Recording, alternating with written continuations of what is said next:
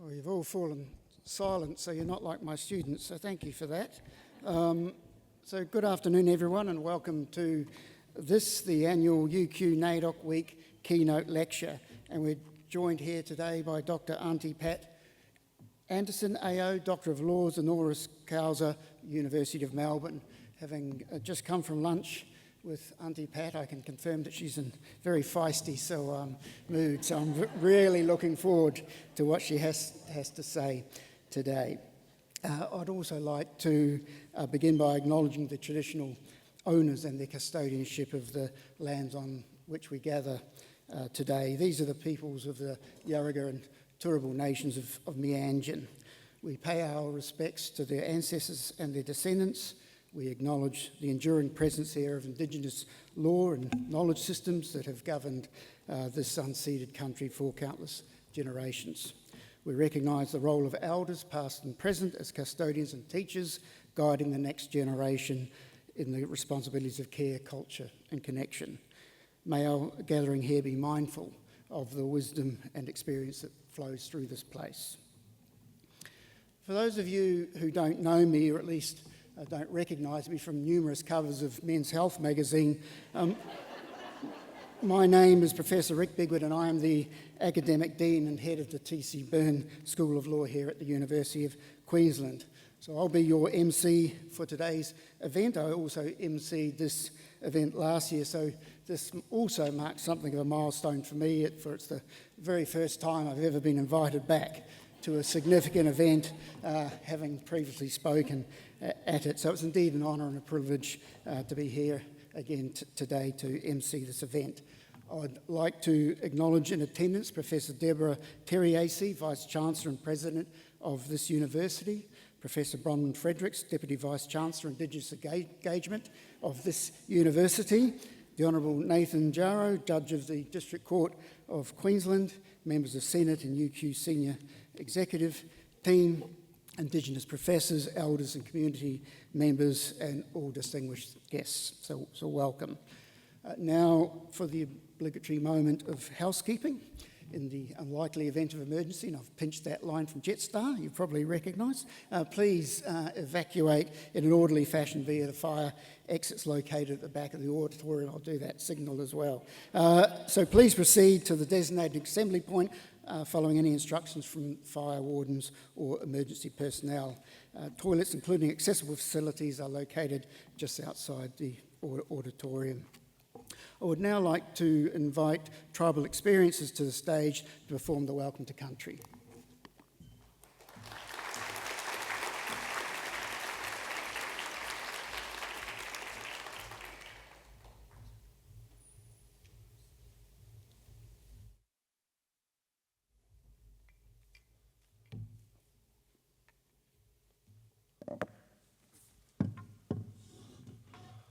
Yura yura.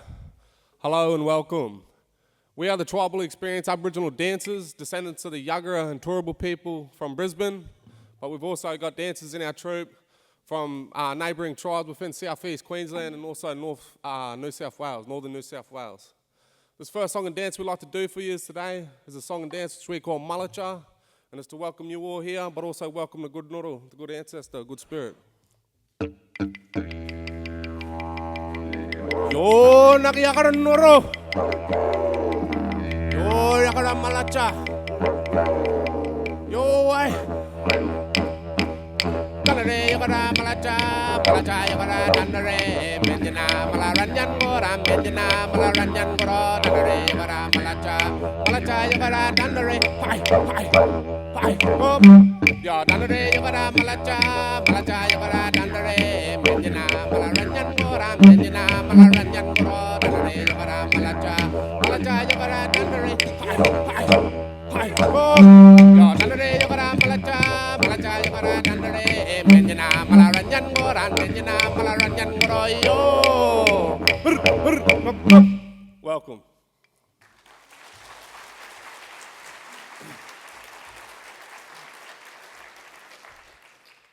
The second song and dance that we'd like to do for you today is a song which we call Garrigan. Now, Garrigan for our people, we believe, was the teacher of dance.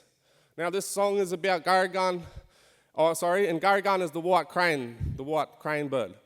And that's the teacher of dance for our people. Now the song goes, Garigun would wake up early in the morning and he would fly in search of his feeding ground. Once he has found his feeding ground, he would land and begin to feed.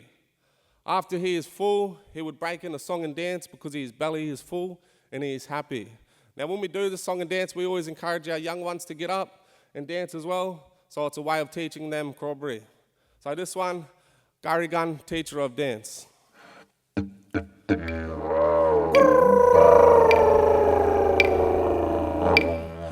Karikan yaranya jako, karikan manjal vero, yo karikan yaranya jako, kalalalalala. Karikan yaranya jako, karikan manjal vero, yo karikan yaranya jako, kalalalalala.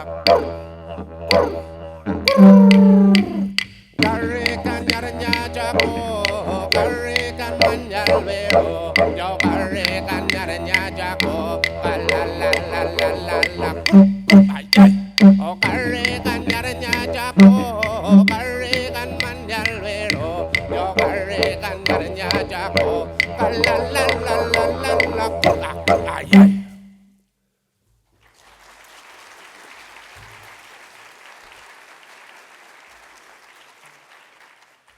All right, this next song and dance that we're going to do for you is a song which we call Merry Gimpa. Now, over me and my brother boy on the end there, country, North Stradbroke Island, every year, that's in the winter time, that's a migration of mullet fish that come past every year during the winter. Now, Merry Gimpa is our sea eagle in our language, and Merry Gimpa taught us how to hunt the mullet fish. And it also gave us the sign when the mullet fish was arriving, from how it was flying around happily in the sky. Now, but it also taught us a very important law when it comes to hunting the mullet fish, and this was never to hunt the leader fish. You let the leader fish pass, and that way the path had been set because the leader fish are like the elder fish. So you always follow the law of the eagle, Merry Gimpa, and you let them leader fish pass, so that way you'd find you'd have a much better catch. So this song and dance is paying respect to Merry Gimpa for teaching us how to hunt the mullet fish.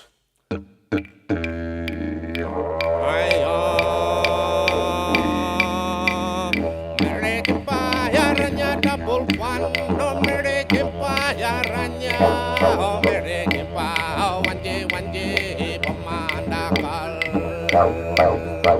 Yo Merry Gimpa yaranya double one, no Merry Gimpa yaranya, oh Merry Gimpa, oh wanje pamandakal.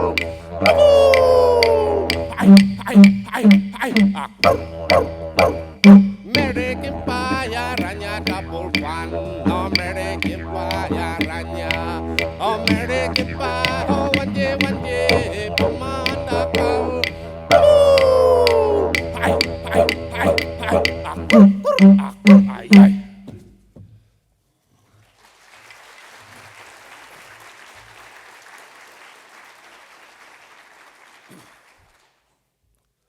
This brings us to our last song and dance, which we call Juggana. Now this song and dance is paying respect to Mother Earth. For us as Aboriginal people, believe that we don't own the earth or the land owns us. We're just here to maintain it and take care of it the best as we can for the future generations to come.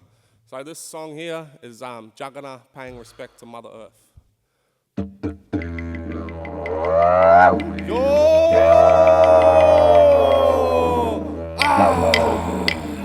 Jaganane, yalabe, jaganane, yagrada malara. Jaganane, yalabe, jaganane, yagrada malara.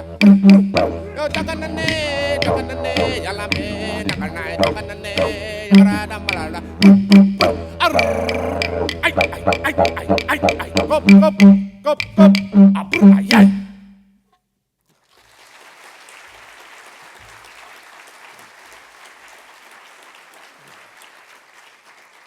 I'd just like to say, Nanya Numbali, thank you all. You've been a wonderful audience. Welcome to Yagara Country, and we hope you enjoy the rest of your gathering. Happy NAIDOC Week. Thank yous.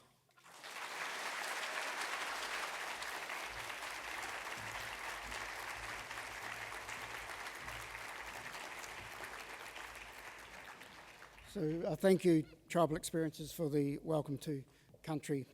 I would like now to invite Professor Deborah Terry, AC, Vice-Chancellor and President of the University of Queensland, to the stage for her address.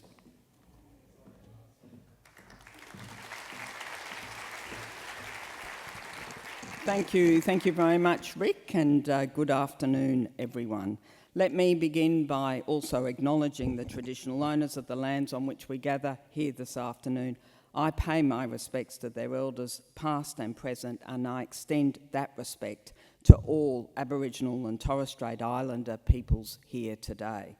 I'd also like to acknowledge our guest speaker here, Dr. Aunty Pat Anderson, AO. Wonderful to have you with us and really looking forward to hearing you talk. Professor Megan Davis, AC, Pro-Vice-Chancellor Society, UNSW, members of UQ Senate, other distinguished guests, UQ colleagues, one and all. And as I say, good afternoon and a very warm welcome to the University of Queensland's 4th annual NAIDOC Week lecture. Over the last 4 years, this event has become an important opportunity to come together as a community, to listen, learn and reflect on the enduring strength, leadership and contributions of Aboriginal and Torres Strait Islander peoples. And now in its 4th year, it continues to provide a space for meaningful conversation and shared learning. It's an opportunity to hear First Nations voices, to deepen our understanding of our history and our present, and to consider the role each of us can play and needs to play in fostering a more respectful, inclusive and reconciled future. As a university, we have a responsibility not only to educate, but also to create spaces where knowledge is shared, perspectives are broadened, and difficult conversations can be approached with honesty and respect. And events like today's lecture remind us that learning extends far beyond the classroom.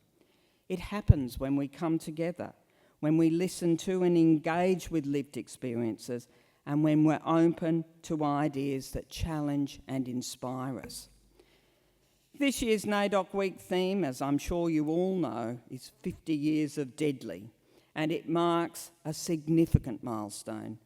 It celebrates 5 decades of recognising and honouring Aboriginal and Torres Strait Islander achievements, and it acknowledges the extraordinary generations of elders, activists, organisers, artists, educators and advocates whose courage, leadership and determination have helped shape our nation's journey.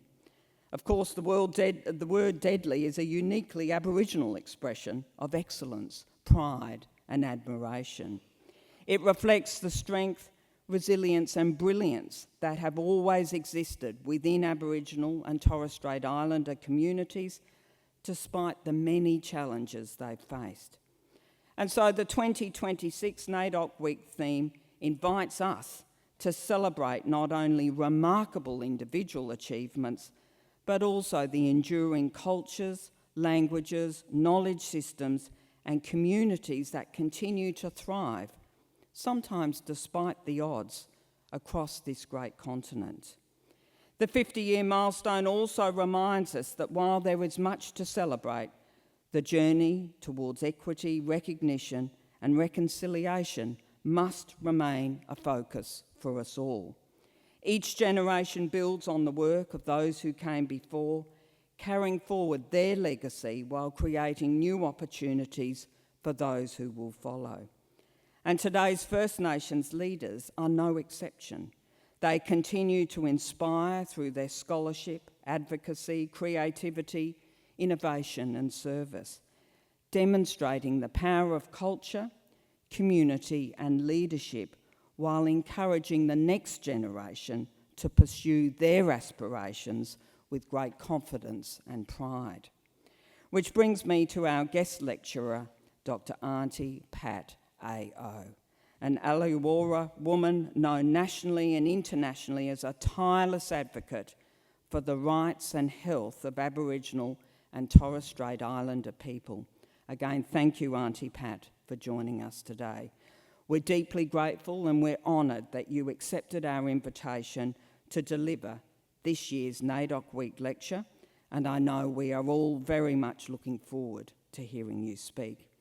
So on that note, I'd like to thank you all for joining us today as we mark this important occasion together. And I'm now going to hand over to Professor Bronwyn Fredericks, Deputy Vice-Chancellor, Indigenous Engagement at the University of Queensland, to introduce Aunty Pat more fully. Thank you very much.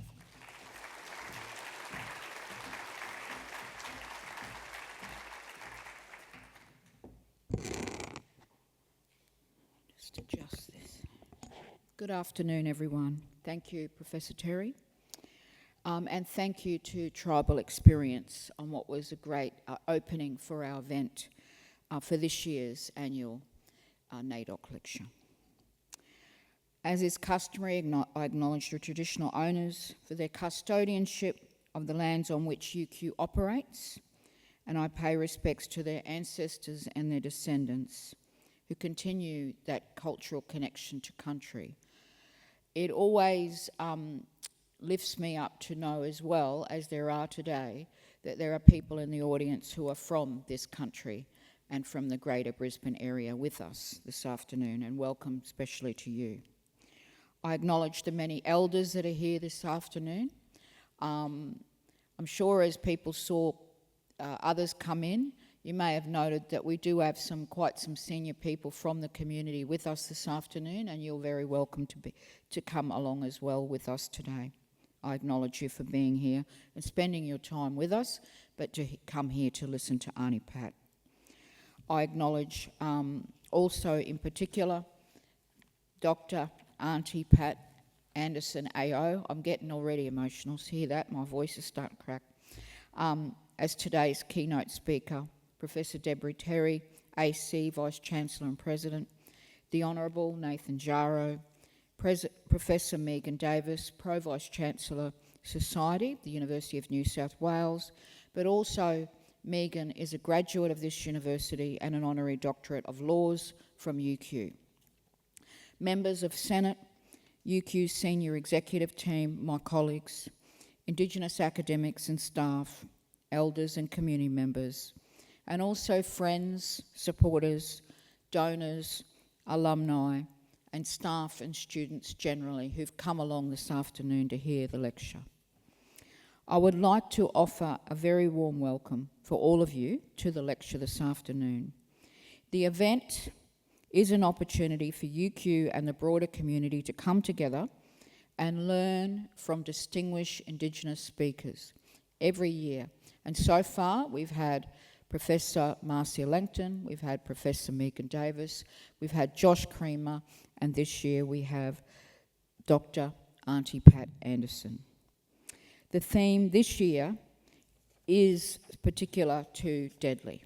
And Aunty Pat reminded us at lunchtime that she has lived through those 50 years and beyond, and we're in for a treat this afternoon when she reflects and pays tributes to the activists, the artists, the elders who fought for Indigenous voices, Indigenous peoples of this country. It celebrates the vision and highlights cultural pride and community-led changes from every field, from the arts to health and education. This year's theme honours our legacy and looks to the future, making the momentum that recognises NAIDOC's ongoing legacy and the one we entrust to the generations who will lead tomorrow. And I'm really delighted to see so many young people here with us this afternoon, because Aunty Pat has some serious messages for you as well in terms of taking this message from her forward, but also the future generations forward. Today we have the privilege of welcoming one of Australia's most respected Aboriginal leaders, whose lifetime commitment to justice, health, truth-telling and self-determination has shaped national conversations and driven meaningful change for First Nations peoples. Aunty Pat is a proud Alyawarre woman who grew up in the Parap camp on the outskirts of Darwin. Her life and work have been dedicated to advancing the rights, health and well-being of Aboriginal and Torres Strait Islander peoples. For decades, she has been a fearless advocate for social justice, leading major Aboriginal community-controlled health organisations, including the National Aboriginal Community-Controlled Health Organisation, also called NACCHO, and the Aboriginal Medical Services Alliance in the Northern Territory. And I think, just recounting at lunchtime, that was probably where the first time I met Aunty Pat was, when she was with AMSAN and Danadilba, and then later with the Collaborative Research Centre for Indigenous Health that she was instrumental in establishing. Aunty Pat was instrumental in establishment and growth of the Luicha Institute that we know that CRC Aboriginal Health is today, Australia's national Aboriginal and Torres Strait Islander community-controlled health research institute. She served as almost 2 years as the chair and continues to be the co-patron for the Luicha Institute. She has played a defining role in some of the most significant national reform processes of our time, including co-chairing the landmark Little Children, a Sacred Inquiry, and serving as co-chair of the Prime Minister's Referendum Council. Alongside Professor Megan Davis and Noel Pearson, Aunty Pat co-chaired the Uluru Dialogues that culminated in the historic Uluru Statement from the Heart, an enduring invitation to all Australians to walk together towards a voice, treaty and truth. One of the reasons why I still wear hearts is I stay true to Uluru, and I've got them on today too for you, Aunty Pat. Her advocacy has consistently centred on ensuring Aboriginal and Torres Strait Islander people's voices, agency and control over decisions of lives, while creating positive pathways grounded in culture, identity, health and well-being. In recognition of her extraordinary contributions, Aunty Pat was appointed an Officer of the Order of Australia, has received the Australian Human Rights Commission Human Rights Medal, was awarded the NAIDOC Lifetime Achievement Award, and named the ACT Senior Australian of the Year in 2021. Her leadership has always been characterised by courage, wisdom, and an unwavering commitment to future generations. She has challenged institutions, transformed systems, and inspired countless people through her vision for a more equitable Australia. Aunty Pat, your leadership has been instrumental in guiding some of the most important conversations in this nation and that this nation has undertaken. You have challenged us all to confront difficult truths with honesty and courage, while never losing sight of that better future. Through your advocacy and wisdom, you have reminded us that lasting change is built on the respect, truth, and also genuine partnership. And we're privileged to learn from your experience and grateful for your continued leadership. Will you all please now warmly welcome Dr. Aunty Pat Anderson AO up to the stage. Thank you.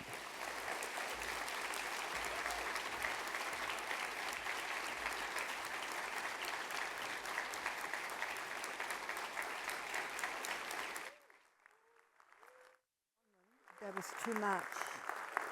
That was too much. No, it's not. You want to sit up there. I'll bring them up. That's a hard act to follow, eh? Are we live?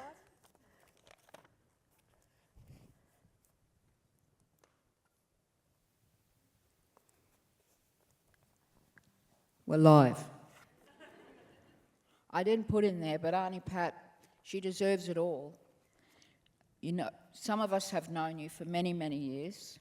I see people nodding their head, and go back a long way. And this is fitting that you be given that kind of introduction today. Now, people need to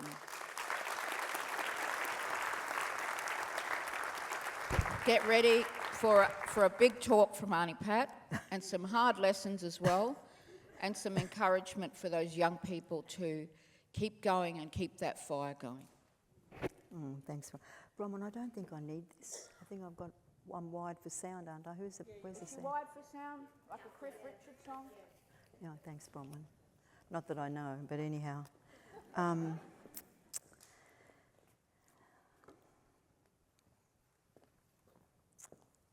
Thank you all for coming, and good afternoon, everybody.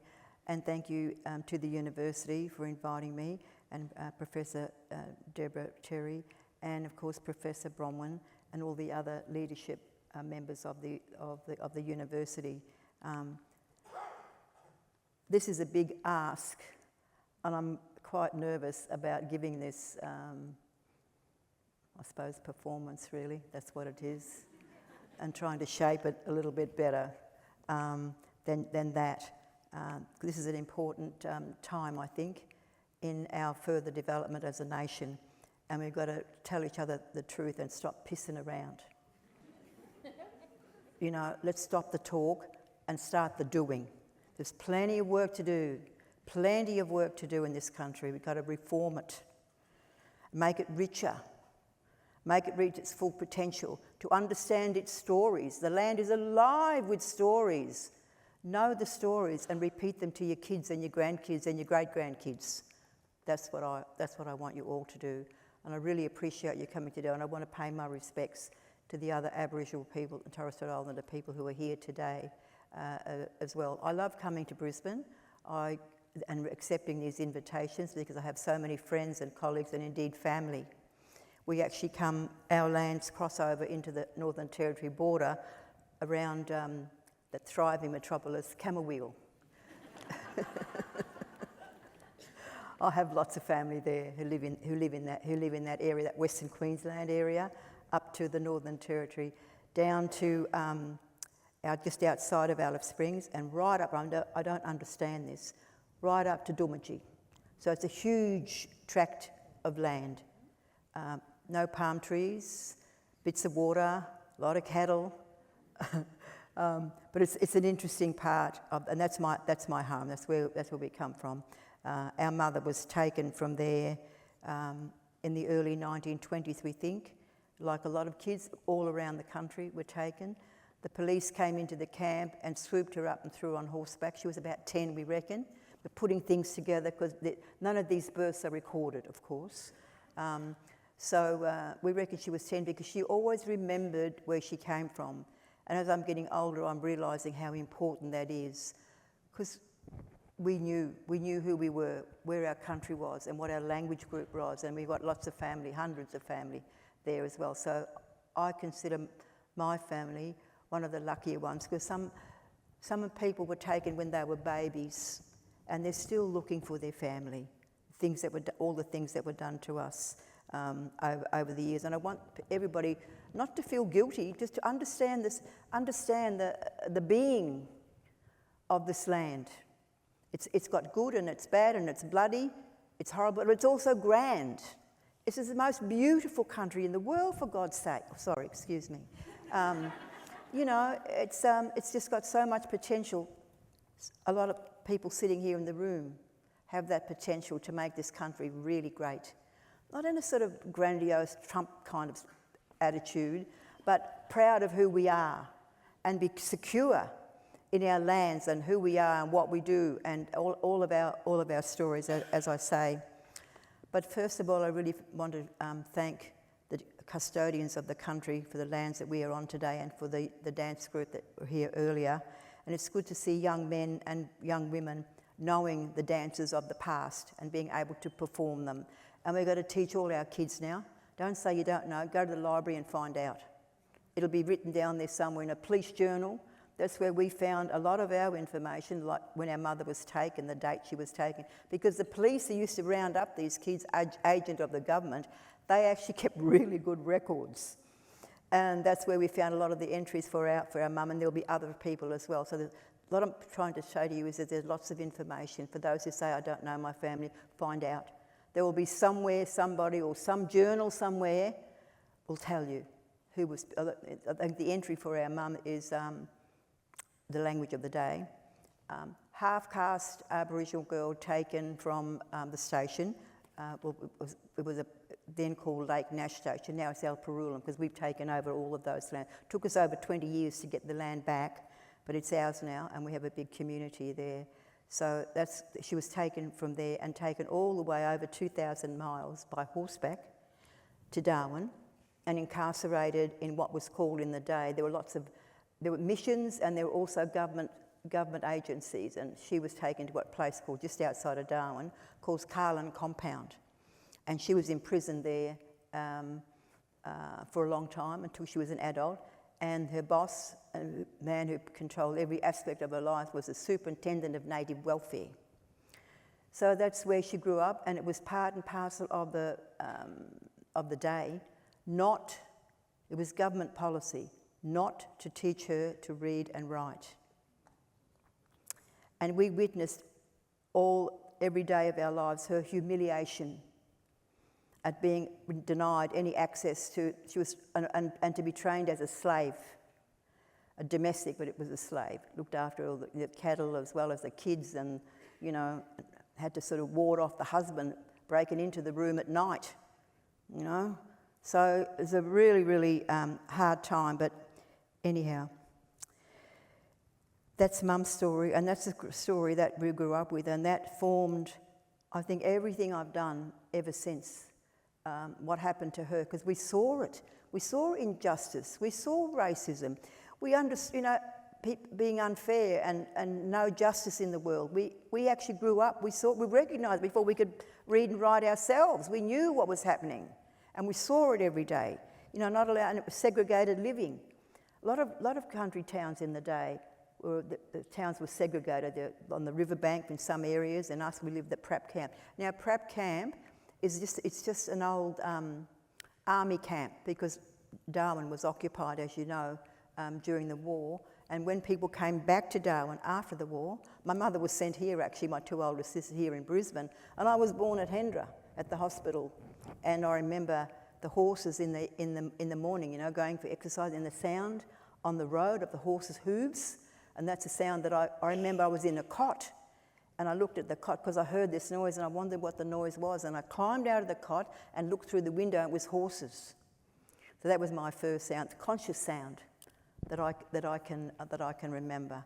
I'm 18 months old or something like that. So Brisbane has lots of memories for us, and Mum also had family here, which she didn't know at the time, but that's why she was sent to Brisbane, because a lot of the Darwin families were sent to South Australia for some reason.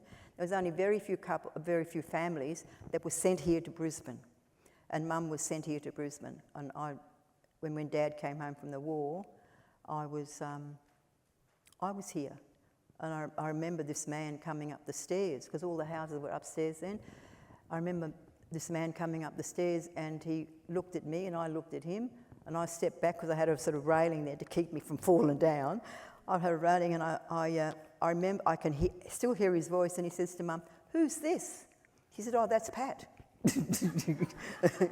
Oh, okay.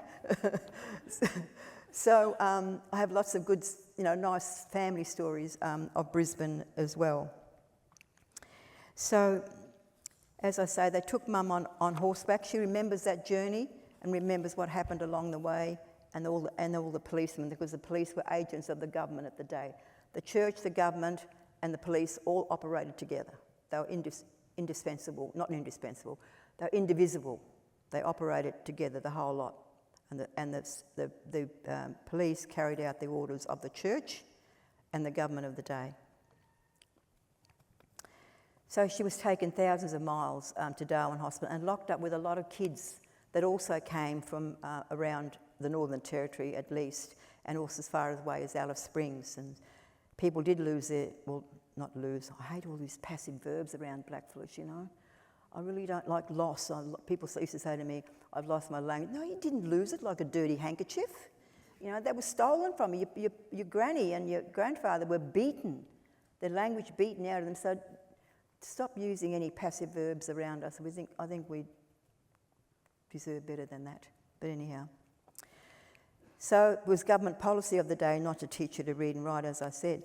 Later, when she was working for this really weird white lady, she was a middle-class lady, played the piano. She was a school teacher and a Catholic family, middle class, from Perth.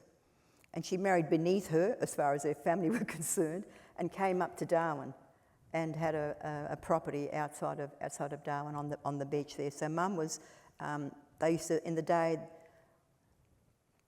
the superintendent would line all the kids up and the town lady would go along and say, oh, I'll have her, and so on. And then you would go off and be mistreated and look after the kids and cook and wash and iron and everything else in between. So that was, that's what, instead of, and Mum, one of the big things that Mum was most angry about, all the things that happened to her, was the fact that the lady who chose her, May Grigo, oh, I shouldn't have said that, was a school teacher. So Mum could never forgive her. They had a very complicated relationship. She was a trained school teacher, but she didn't bother. She was teaching her own kids, and Mum wasn't much older, a few years older, maybe 3 years older. She never, it wasn't extended to our mother. Later on, as was inevitable, I suppose, she met my father, Gus, who was a Swedish merchant seaman who had ended up in the Northern Territory after jumping ship, it was called, just walking away from the ship, landed in Perth and hitchhiked all his way up to the Northern Territory. And he chose there because he didn't have any papers and he thought the police wouldn't come looking for him, you know, because he was always scared they were going to round him up. But they never did. I'm sure they knew who he was and where he was, but he wasn't ever sent or deported back to Sweden. He grew us up in Darwin, and as was the time, we all segregated living, and we all grew up, as well as all the children from the aunties that were at Carlin Compound with our mother. They all ended up in this segregated place called Prap Camp. So they all knew each other, they grew themselves up, each other up, and they all helped grow all of us up as well. So there was this real sense of community. We were deprived of much resources, but anyhow. So we grew up and lived there right up until, sounds a really old-fashioned thing to say these days, but we never left home until we got married. That's how it was in the day. So we just also, and there was 5 girls and my dad and Mum. So he was responsible for these six women the whole time we were there. And they had an unusual marriage, I think. It was based on respect.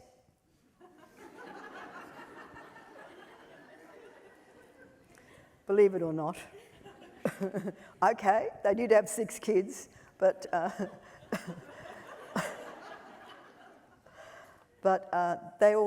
they did have a good relationship in that it was very firm, and Mum and Dad respected each other. And I think, thinking back now, they gave us the best that they possibly could. There was a time when I was a sulky teenager when I wanted to go and finish school, and they didn't have the money to send me to school, and I felt deprived at that time, and it took me a while to get over that. But so most of the mothers that were at Prep Camp were also as young children with my mum at Carlin Compound. But all of these stories and the stories of all of those women and what I heard and saw continue to drive me and still keep fire in my belly to keep going, because I'm not going to let them beat us. There's no way they're going to beat us. That's me and our family anyhow. You know, as I said, because Mum couldn't read and write, and she always wanted to, and carrying that burden of that, whatever she felt about the woman who took her being a school teacher and not teaching her, I think that takes a bit, you know, if you're a trained teacher and say, well, I'm not going to teach this kid, I'll teach those 2, but I'm not going to teach this one. I don't know how you do that, but anyhow, that's what she did. So when I started to learn, I don't know, when do you start to read? Grade 3 or 4? And I can remember this thought clearly as anything. I thought, what I'll do, I'll listen to this school teacher and I'll learn everything I need to learn off her, and I'll remember it, and then when I go home, I'm going to get Mum to sit down with me and I'm going to teach her to read and write like I'm learning. I thought that was a really good idea. So I did that, We did it a couple of times, but of course I didn't know anything about adult education, of course. But I did try, and she did as well. But in the end, she said, "No, we can't do this." And then it used to bother me because, you know, we used to spend a lot of time over the kitchen table. The oldest one would teach the next one down, younger than her. I used to have 5 sisters. There were 6 of us girls, no boys. Anyhow, so the oldest one would teach the next one coming how to sign our mother's signature. So we would sign anything, you know, anything that came in an envelope. You know, the postman used to bring it. We'd say, "Oh, Mum or Dad, there's some mail here. There's an envelope for you." And some voice would say, the mum, "Has it got a window?" "Yeah, it has." "Chuck it away." It's inconvenient or it's a sense of some concern. So we did chuck it away for a while. But then when we began to read and write, we used to open these envelopes up, and there was usually a form in there. So we'd all sit around the table and fill the form out and lick it and post it back to, you know what, the census mob or whoever was wanting to know, and we'd fill it out. And I remember we used to have this big conversation because the one word that really foxed us for quite a while, what's marital status? We would think this, you know, 4 of us sitting around, we'd all say, I don't know what that means. What sort of word is that, you know? So we did this. Most of our growing up, we'd fill out all these forms and post them and send them back. And Mum and Dad, always the question was the same. Has it got a window? Yeah, it has. Don't worry about that. So we didn't.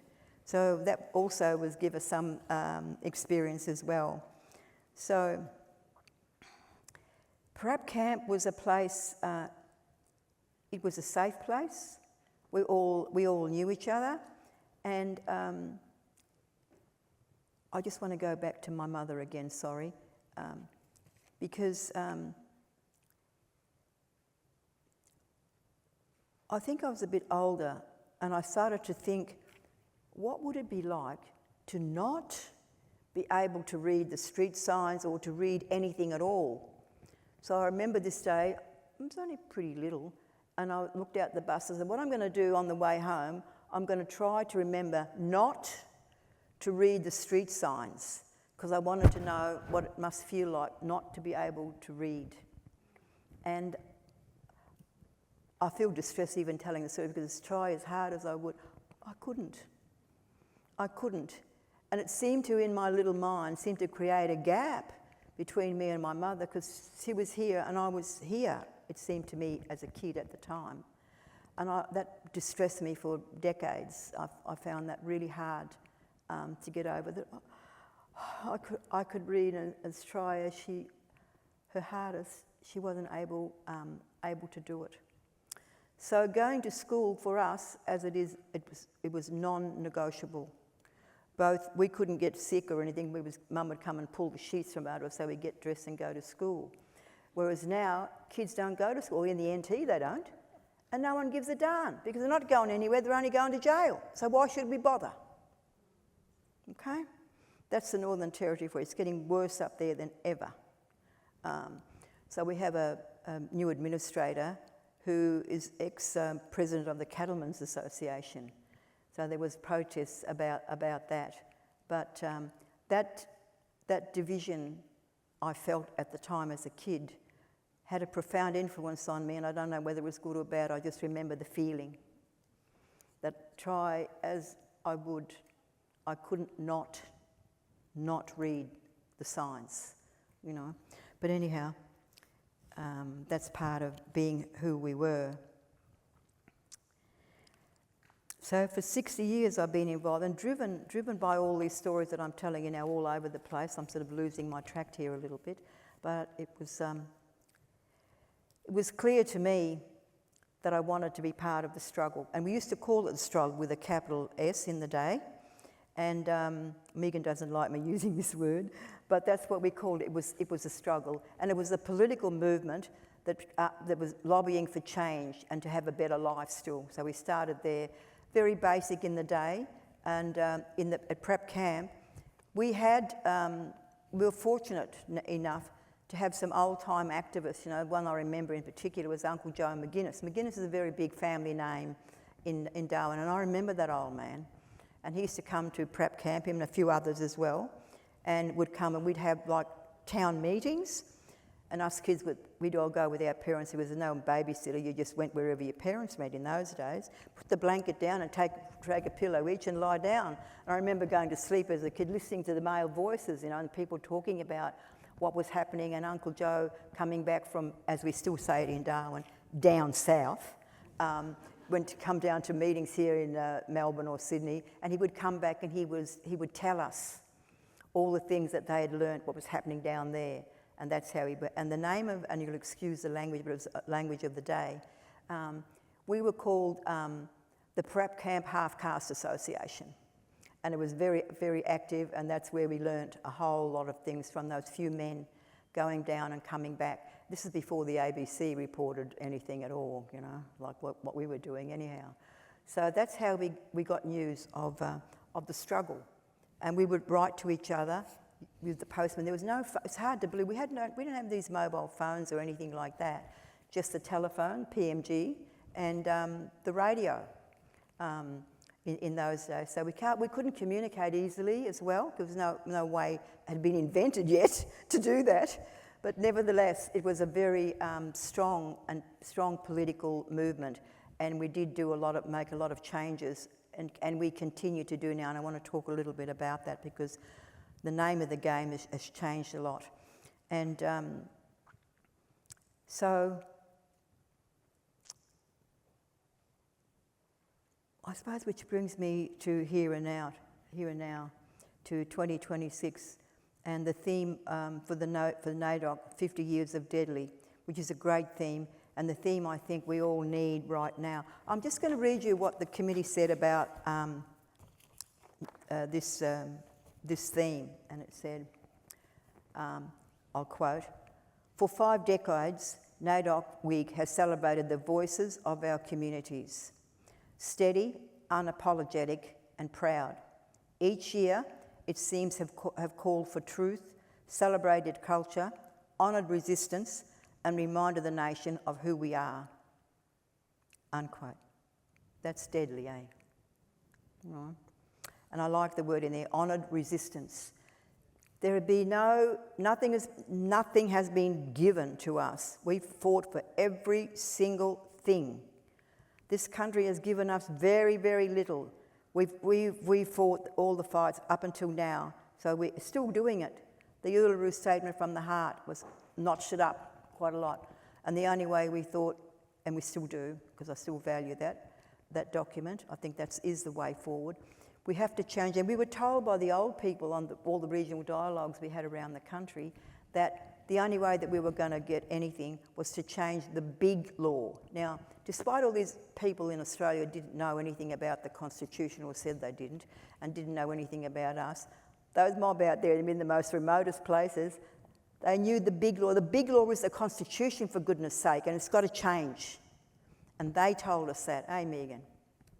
They use those words, big law. And that's where I think that begins for us, is to change the big law, to have real structural political reform. That's the only way, because we've been fiddling around the edges. Now we've done every bloody thing we were asked to do. We all went to school, and we got good jobs, and some of us better than others, but nevertheless, we all did what we were supposed to do, and our parents did what they were supposed to do. They sent us all to school. So we've been doing, you know, whatever we've been asked to do since you guys have been here, you know. So we haven't had any help. We've done it all ourselves. I'm really proud to say, I'm really proud of this history, and no one knows it except us, you know.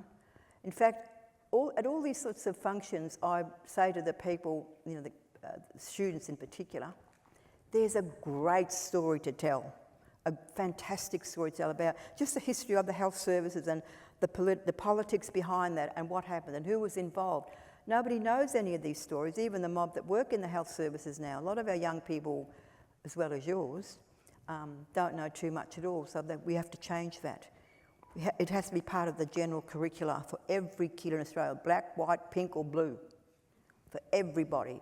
So we get a richer understanding of of this country and what it is and who it is and what it can be, what it can do, and to honour it, respect it. So there's a lot of work to do for everybody, and I hope someday some students will actually write that story and turn it into a whole bunch of books so everybody can read it. You know, I used to go to conferences or speaking engagements like this, and there would always be 2 or 3 people in the audience who, you know, I must have convinced or something. They said, "Oh, Pat, that's really good, but can you tell me about this?" They want a sort of short answer, you know, like on the back of a lollipop. I can tell them the whole, you know, 60, 70, 120,000 years history. And I used to get a bit cross with that, and so you know what I say, it was really mean, really. I would yell at them, "Read a book!" There's so much, and I'll carry on with that a little bit, because there's so much information now about us. We've got all kinds of actors, we've got poets, we've got dancers, we've got authors, we've got people doing anything and everything, and stand-up comics and making plays and ballets, for goodness sake. So plenty to look at and learn and follow up if you're interested enough, because it's all there. We can't spoon feed your mob anymore, you know. You've got to make a little bit of an effort. Read a book. I know I sort of said that in a bit of a comical way, but if you're really interested, you've got to make some effort. You know, we can't. We've been doing all the heavy lifting, and I reckon it's time for you guys to do a little bit to help us along the way. And one of the things that surprised us, I think, was at the referendum, which was a heart-wrenching failure. But, you know, we all consoled ourselves, or a lot of us consoled ourselves with saying, well, at least it's really clear. They hate us. They really don't like us. They really don't like us. No worries now. We're really clear on that. However, what saves us from that kind of thinking, 6 million? 6.2 million people said yes. So that's numbers big enough not to take that into consideration. But nevertheless, there's still a lot of work to do. So that's where we're at the moment. And there was a lot of that campaign. You know, it's the first time I think, well, that I'm aware of anyhow in Australia, that our electoral system was undermined, and there was a lot of influence from overseas and outside. There was a lot of right-wing money, Christian money, came from Texas, and nobody said anything. Everybody knew it, but nobody said anything. And most of Australia were trying to tell us that they didn't know anything about us, and that they didn't know anything about the law. They didn't know that, when they were saying things like, when you go to the beach now, if you vote yes, when you go to the beach now, you have to pay blackfellas a tax. And the other thing was, nobody said, well, how are they going to do that? How is that going to happen? It's your system, not ours, you know. And they didn't question anything. The same as, we're going to change the interest at the Reserve Bank. And I'm thinking, who does that except the Reserve Bank, for goodness sake? How come everybody sort of like wiped all this information or what they might have learned at school and were able to not say anything, but, oh my God, they're going to take over these blackfellas, you know? Nobody said, how are they going to do that? How is that going to happen? Nobody asked the obvious questions. We're sort of on the flat ourselves, really. So it's a really sad story, and it was heartbreaking because we did think that we might have a chance here. But that interference that we hadn't expected, and all that money that came in, and there was a lot of influential people in Australia were part and parcel of bringing in that disinformation, you know. It was a thought-out campaign to beat us, and they did, hands down. And hardly anybody stood up and says, "Well, that's really weird. How are they going to do that?" So, oh my goodness me, they're going to take over the country, you know. Can't let that happen. excuse me, this is our country. You know, but anyhow, that was heartbreaking, and a lot of work went into that. It was a deliberative process. Megan designed the regional dialogues and how they would go. So we wanted to include everybody, because the way we get consensus, it's really, really hard to do. You have to involve everybody. Everybody has to understand what's going on so they can all vote yes. So it's not easy to do. It does roll off our tongue a little bit. We're a collective and we go by consensus. Well, getting that consensus is not easy. And we got it at Uluru, but we started off with the process not knowing what the outcome was going to be. And then when people stood up at the convention at Uluru, and Megan read out the Uluru statement and said, what are we going to do? People stood up, all clapped, hugging each other and crying. And then me, Megan and Noel were looking at each other, well, what do we do now? Because that was the end. And we didn't realise, because it was such hard work, and that was it. Anyhow, he gone now. Mr. Solly come running from the side, ran across to Megan and Noel were sort of shuffling around here somewhere, and he ran across and he said, that's it, you did it, we did it. And of course that was the consensus to go to accept in total the Uluru Statement from the Heart, which is an extremely elegant and beautiful document in anybody's language. Whatever your politics, you have to admit that it's a beautiful and profound document. We're not very good on these kinds of big things, big thinking in Australia, but that was a time, and we're so proud to be involved. But it's not finished yet. Everyone says, like, you know, people don't tell us, oh, it's all done now. And now what the government is doing, because they got the no vote, they reckon they got anything that any blackfella says is no. So everything is no now because we didn't win the referendum, or we didn't use those terminology anyhow. So we're back to square one again. So there's plenty of work to do, and also, you know, people who are still convinced about making Australia a republic, they've had a couple of goes as to why is it they're saying to us, including some supporters, that it's all dead in the water. Well, no, it's not.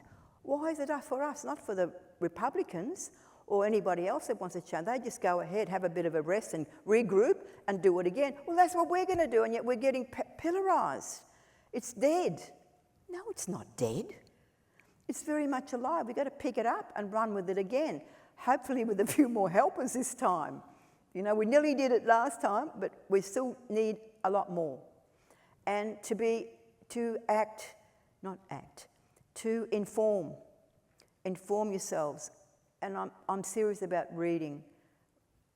I think Megan and I thought, because we wrote a lot, Megan in particular, but it seemed like nobody wasn't reading anything. And Megan said to me one day, she said, do you think they're reading this stuff? I said, Megan, I don't think so. Because either they had read it or pretending that they hadn't read it. I don't know what was happening, but you couldn't get any discussion. You know, intellectual, it's another word Australians don't like, intellectual discussion, you know. So we couldn't get any traction with any of it because of all these old prejudices and really, really old, antiquated thinking. And that's still happening here. So we do need a few more helpers. Why should we have to give up? And we're encouraged by our supporters, well, that's it now, walk away from it. Well, you can walk away. We're not going nowhere. We've been here for, you know, thousands of years. We're not going nowhere. We've got plenty of time. Well, you don't have plenty of time, really. It's time now. We don't have the time anymore. You know, as we're speaking, our health is getting worse than ever. We have 10-year-old baby boys in prison. Then the brain hasn't set yet, and they're in prison as we speak, in Darwin, in an adult jail with cells that used to house pedophiles and murderers. And these boys are in hoods. It's mainly boys, all boys. Now, we've lost those boys. We can't get them back. No money in the world is going to get those boys back. They're too traumatised. They're too damaged. And they're 10, for goodness sake. And they want to move the age up to, 14? I mean, anyhow, that's going on in the Northern Territory, and I said that a well-known racist is Jem is the administrator of the Northern Territory. So things are pretty grim in the Northern Territory as we speak, and all the police carry revolvers and rifles. And you've seen some of the killings in the supermarket in Alice Springs, you know. So I've talked a lot, and I don't think I've really talked about what I wanted to talk about. The influence of the activists. I want to come a little bit now to how we are today. We were, I suppose, grown up by all those old people, all the old activists, and we were lucky enough, my generation, to actually know a lot of them. So now, these days, you know, the AMSs, who were the political hotbed, if you like, for the struggle, and they were highly political, and everything was done on a political basis, you know, to make a better deal, get a better deal, and to extend the struggle. Now, and they were all community-led and community-managed and organised. And now there is a corporatisation of the AMSs is creeping in. So a lot of these AMSs that were led by their own communities and had community-controlled committees that ran with a governing body for the AMSs. That's how we all started. And now we've got corporatisation. There's a lot of money, there's a lot more money in the sector than there has been previously, but it's all diverted to make, they become like businesses. They're not community-led as much as they used to. I think we've lost a lot of that. A lot being led by which was the community-led, meaning our own families and other people's families, you know. That's who it was. So that's how we were all led, and that's how we become 2026, still operating the services. But the services have done a kind of a bit of a left turn here, and are managed and controlled by a sort of corporatisation model, as opposed to a community-led model. Now, I worry about that. I don't think that's going to take us anywhere at all, because, as I said a little bit earlier, you know, capitalism isn't everything. We've still got lots of sick people. We had a disease in the Northern Territory just recently that's disappeared off the face of the planet, except that we had it in the Northern Territory, and that happens a lot. So the needs are still there, and kids still need to go to school. But kids, you know, and these babies in jail, for goodness sake. And they want us to raise the age from 10 to 14, for goodness sake. Anyhow, that's me. I worry. One of my big worries is what's happening to the health sector today, because the needs are even more pressing than ever. And we're smarter. These might be better educated than we were. You know, they've all been, most of them, a lot of them have been to university, for goodness sake, which is great, but I don't see it. I don't see it, you know? The innovation and the further development. It's like we're sort of caught in a time warp here somehow or other. So I do worry, because we need all the services that we can get, and we're better trained now to do it better than we have it in the past, except they haven't gone here, they've sort of gone over here, because they want to be like a company or something, you know, and make profit. I don't know what their motivation could be, I really don't know, but I think that's from this distance and where we were and where we are now, I can say that I think it's going the wrong way.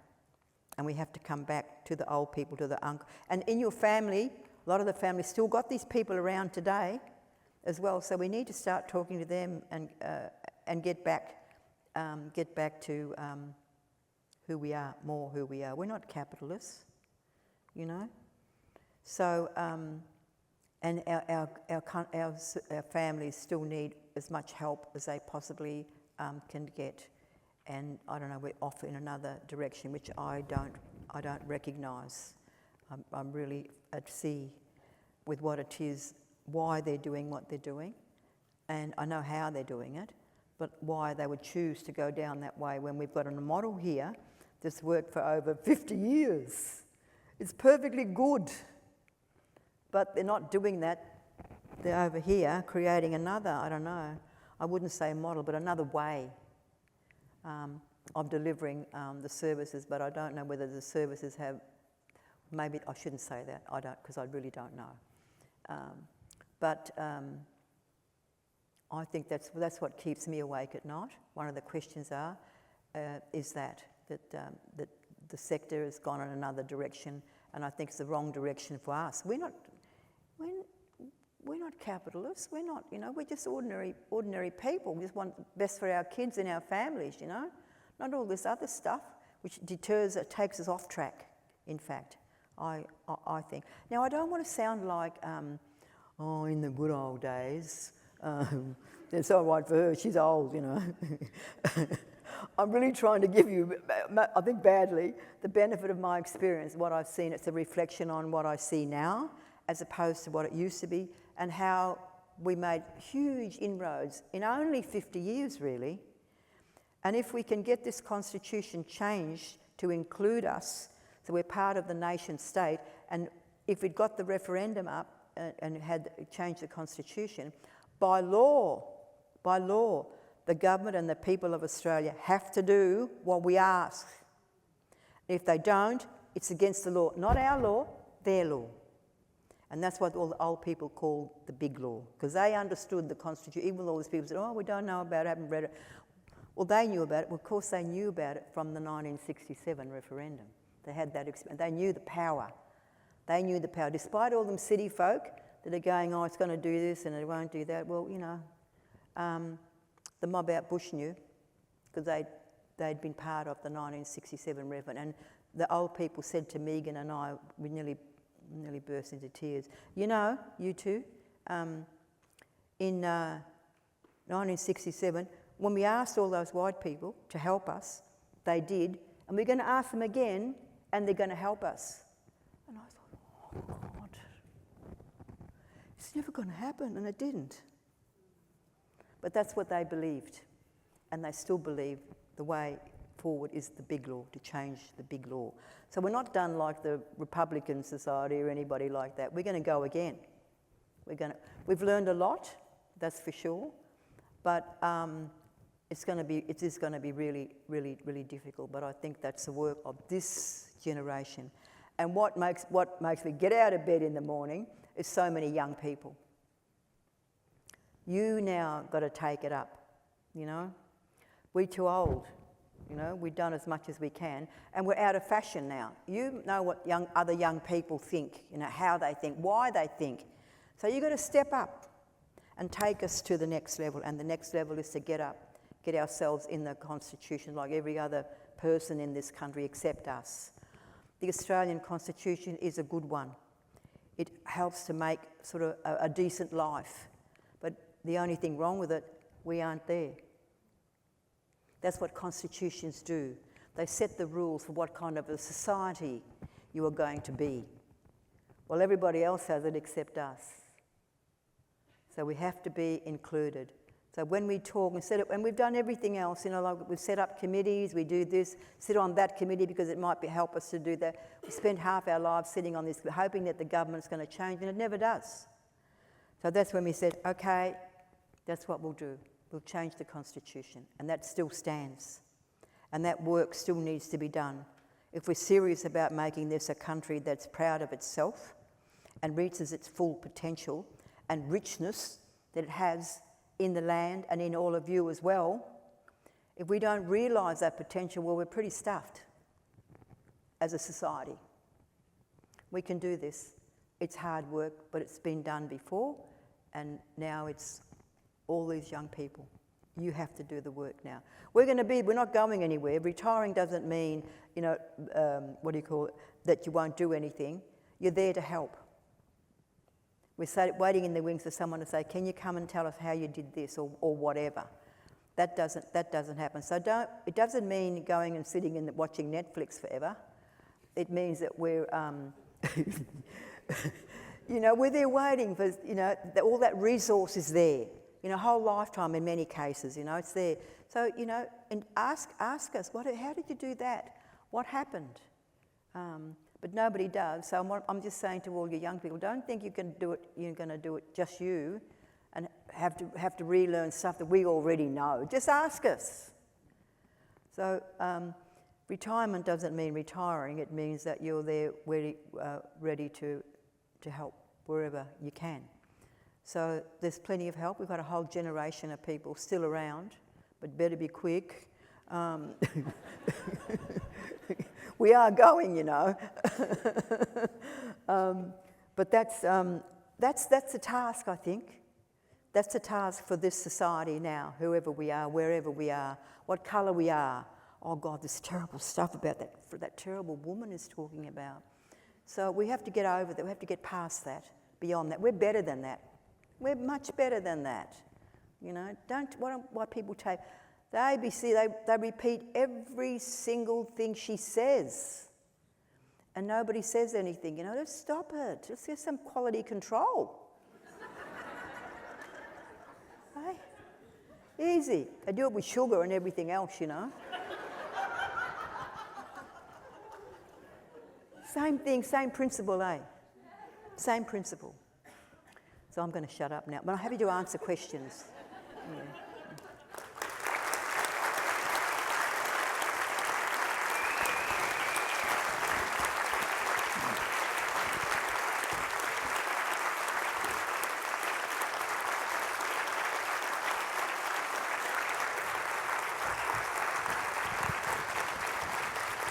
Thank you.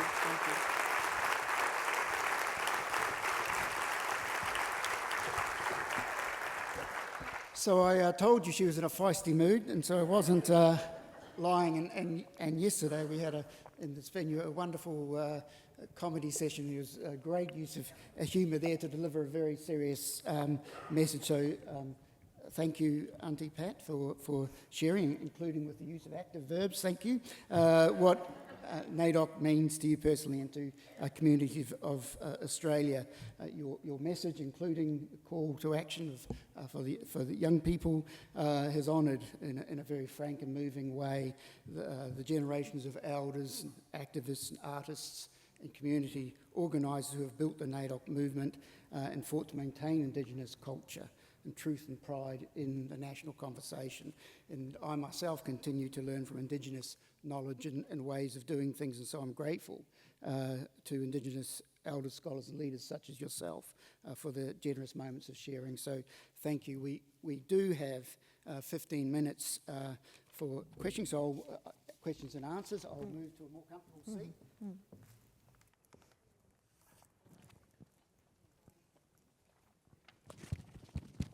I'm only sitting down, because I can't stand that long. Oh, this is much more comfortable than down that front seat. So I'm glad I've taken this job now. So we've received a number of questions, quite a large number of questions that were submitted by the audience. We won't get through all of them, but we'll endeavour to get through as many as possible in 15 minutes. What questions aren't covered in the Q&A time, however, the Office of the Deputy Vice-Chancellor Indigenous Engagements, Bronwyn's office, will respond in writing at a later time. So, begin, Aunty Pat, you've lived through and contributed to many defining moments in Aboriginal Torres Strait Islander advocacy. You did mention during your talk what keeps you awake at night. What's one change, though, that gives you the greatest hope? More of our kids from, in a few generations only. Universities, when I was young, universities weren't open to us. The doors were firmly shut, tight. Could never get in there if you're a black kid, okay? Now, how many of you are at universities and doing really well and doing amazing things, which we wanted to do but weren't allowed to, You guys are smarter than us. There's no doubt about that. And you have the tools to fight this mob on their own territory. They can't tell you, you're ignorant black anymore, because you're not. Not that we ever were, actually. We had a whole other culture, you know, and a whole other body of knowledge. We've survived 120,000 years. As a scientist, tools get better and better. That date's being pushed back. The last number I read was 120. Forget about 65. We've been here a long time when everybody in England was painted blue, and the pyramids hadn't been, you know, the pyramids hadn't been built. You know, they're all running around in caves painted blue, you know. The colonisers of us, you know. So that's what keeps me going, and I think all of us. It doesn't matter where we live. I think Aboriginal people that have had that experience, if they're asked by their families or anybody, they say, "Yeah, I can tell you about that because I was there." So don't be too shy to ask. I mean, pick who you ask, of course, and all of that. You know, don't go some crazy, you know.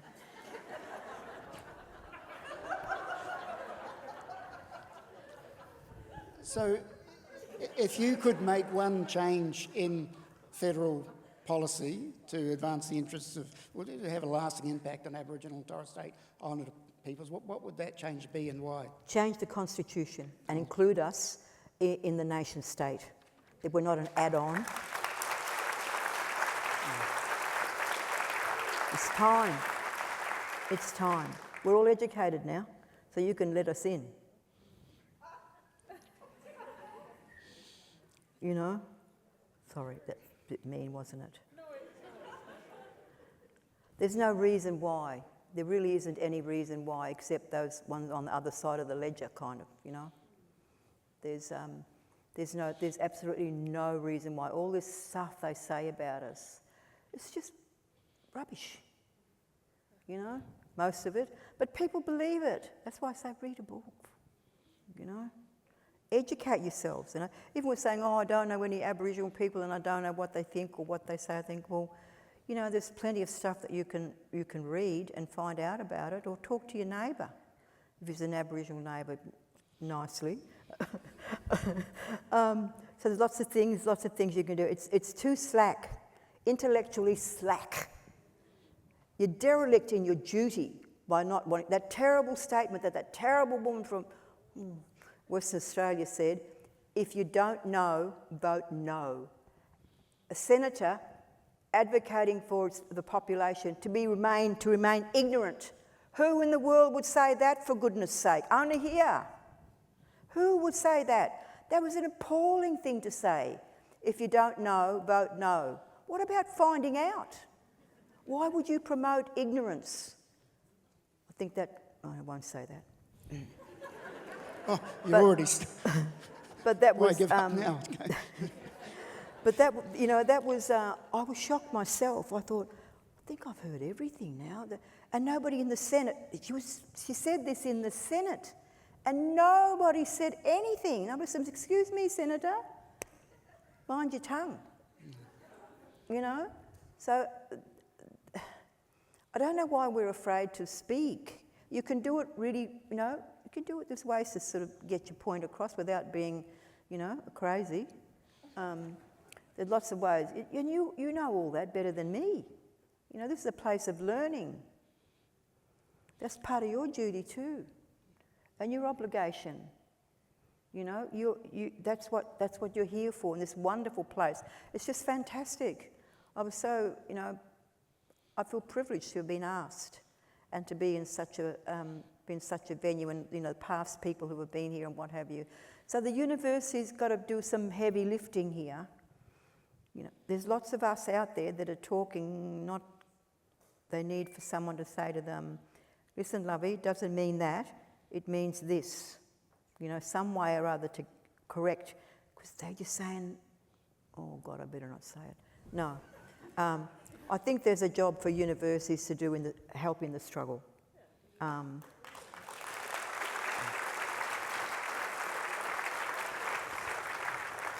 In a good way, just doing your job, just doing your business, and extend it to us.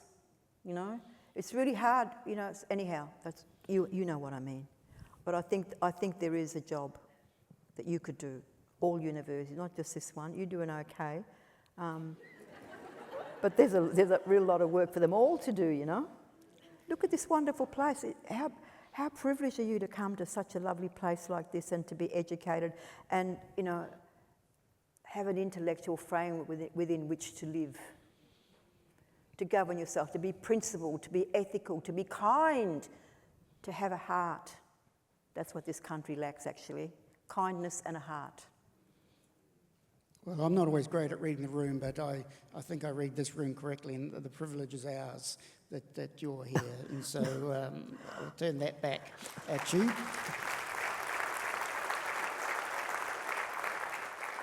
But looking forward, if we were sitting here in 50 years' time, I mean, I'd be over 110, so that's unlikely, 50? But my boss wouldn't like that. But let's say we're here in 50 years' time celebrating 100 years of Deadly.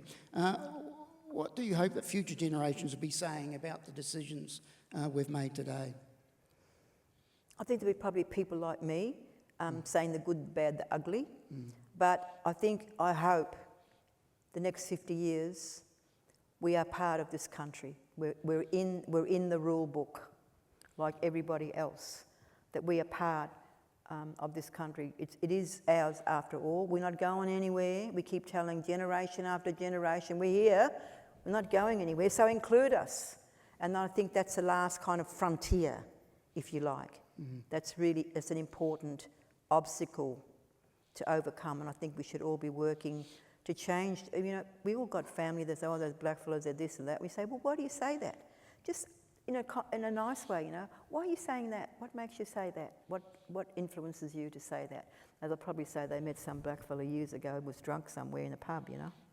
Not everybody else sitting in this room, you know. Pick and choose your examples. So I think that's what I would like to see. I'll be a ghost for sure, creeping around, prodding you all. That's what I'm not going lightly. I respect that, thank you.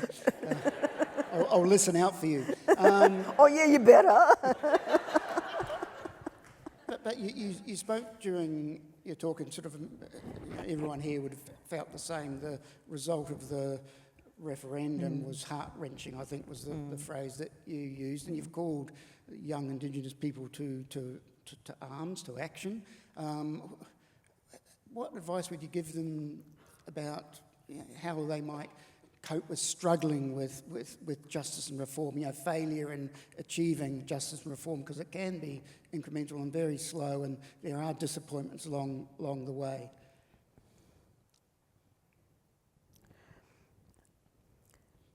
Going forward, all the young people because you're it, not anybody else, it's just you. Going forward, you have to be clear and sure about who you are. First up, and be strong in who you are. Don't bullshit, don't try and fudge. Learn and do so you're able to be a good advocate for whatever you're advocating for. Hopefully you'll be advocating, or maybe you would have done it before 50 years, for a change to the Constitution, so real structural reform. So get ready. Educate yourself, talk to people, ask people what happened in their time or what have you. Ask your grandparents, And some of the people I was asked to talk by, I won't name the company, but I was asked by a company, they have a lot of young Aboriginal people employed, university graduates, but their complaint, they were a bit uncomfortable telling me this, but I said, why are you asking me? And they said, well, what we're finding is that the young people, good qualifications, they're good at their job, but they don't know too much about blackfellas. So I said, you want me to come in and teach them about being black? Something like that. There's a bit of a gap there, because it's happened before, because in my day there were people that did get ahead, of course, but it's really sad because some of them didn't last very long. They died young, I have to tell you. But they had to suspend who they were to get that job and to get on. So put yourself, when you go to work every morning, leave there on the kitchen table while you go to work and do what you're supposed to do. And then when you come home again, you pick up those clothes and put them back on again. Now that was a big price. A lot of men in particular paid a big price for that, and we lost a lot of our men very early.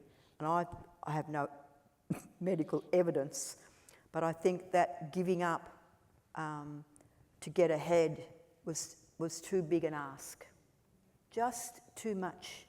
It was a bridge too far away, but they tried. So I don't want you guys to do any of that stuff. Don't be silly, eh? We need you. We need as many men as we possibly can. We have some women. We have lots of women. The men are getting a bit thin on the ground. You know? And men in that sort of 30, 40 age group in particular. There's a lot of young men here. But James, your age, you know? I knew James when he was a very young man, but he's Olkerman now. He's Olkerman now. It's his turn, you know? And the few have been in the room, but I don't know you so well as James, so I can use him as an example. So, and that was a really sad time. Look, we're right on time, but I'm sure people won't mind if I squeeze in one last question, because I'm sort of fascinated by this concept of when you're a ghost. It's probably a feisty ghost at that, I imagine, but when you're a ghost and future generations are looking back on your life and your work, what will they remember? Not in terms of positions you've held or awards you've received, but the values that you've tried to live by. Depending on what time in my life that you met me. If you kind of... Yeah, that's a good answer. If you kind of met me now, we heard this cranky old bitch, you know, going on and on, you know, about in the good old days, you know. So, but if you'd met me a bit earlier, you know, 30, 40, you'd say, oh no, shit, you know, she was really interesting, you know, a different point of view to me. But it depends. Oh, I like you now. That's the cranky one. Yeah. So that's hard to say, but I'm hoping that we'll, like me and many of us here in this room, all of us, were influenced by those that came before us. It might be an aunt or a cousin, an older cousin or somebody. There's somebody in our past that's got us to sitting on these chairs here. And I meet them at universities a lot. I had a really nice young woman come to me at ANU, I'm saying little because she was small physique, you know. And she said, she came up and spoke and said, you want to introduce herself? And she did. And I asked her where she was from and she told me. And I said, what are you doing here? Was at ANU. She said, I'm learning to be a doctor. And I said, oh, that's great. She was a tiny little thing, you know, little blondie. And I said, that's great. I'm so glad you're doing that. She said, yeah, I am. I said, is there a reason why? She said, oh, yeah. She says, because my nana told me to go to university and be a doctor and to come home. I said, you know, your nana's right. You stay here, become a good doctor, you go home. I think it was somewhere like Brewarrina or somewhere in the back blocks a little bit. And I said, your nan's right, you go home. And I ran into her just a little while ago. It was once again at something else I was at ANU. And she came up to me and said, you remember me? I said, yeah, I remember you. I said, are you a doctor yet? She said, yeah, I am now. And I said, oh, that's great. I said, your nan must be really pleased. I said, how is your nan? I didn't know her, of course. And she looked at me and she said, oh, Aunty, she said, Nan died 2 weeks ago. I said, but she saw you, eh? She said, yes. She saw you as the doctor. So that's a big plus, you know. So, and there's lots of young people, I think, in the audience today that have got a nan or an auntie or someone that prods them and expects more from them. And that's what I expect from our country, more. There's more to give, you just got to give it. Give it up. So anyhow, that's it for me. I've talked enough. Look, I lament to be the one that has to bring the proceedings to an end. It's been absolutely brilliant, Aunty Pat, so thank you. And can I ask everyone to show their appreciation in the usual way?